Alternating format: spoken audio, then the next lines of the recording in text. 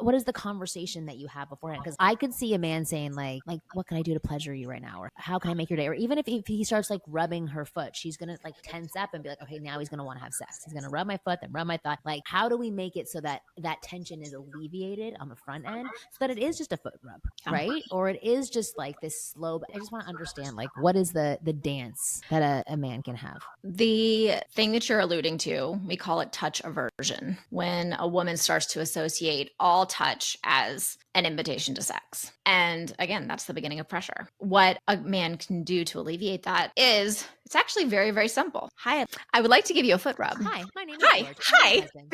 I would like to give you a foot massage today and nothing else. Yes. But I know you've had a stressful day. I really just want to just connect with you. And I really would love to give you a foot rub or a back massage. And this is not, I'm not going for sex. This isn't to lead for sex. And then stick to it. Right? And then stick to Don't it. hope that it happens, right? Yes. Stick to your word.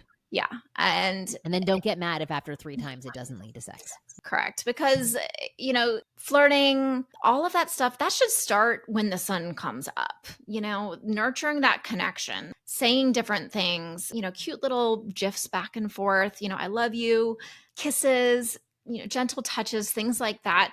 Again, not with the goal of having sex that night, because also most women are pretty intuitive and we can tell if that's what you're going for. But when you are intentionally connecting, when you're intentionally trying to make her feel good, and she doesn't associate that with, I'm trying to get you into the bedroom, then that is going to help stoke the flames of connection, which helps to stoke the flames of desire. And then, so what happened for you? Because obviously you had this conversation and now you have a dungeon in your basement. How do you go from not having an orgasm to having a sex room in your house? Like, that means that opening up that conversation opened up a ton of more conversations about sex. And obviously your husband was very open to those conversations.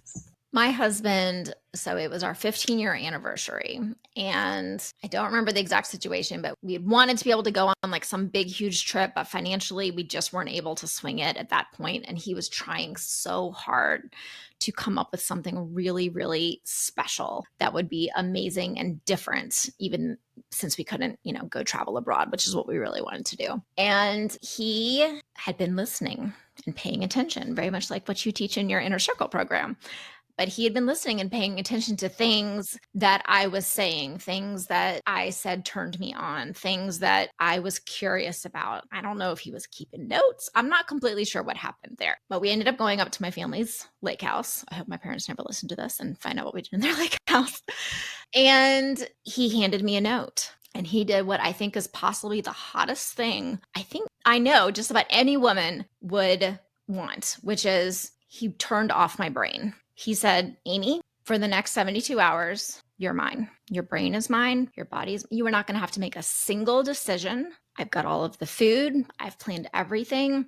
I have what you're going to wear. And all you need to do is just be there and enjoy.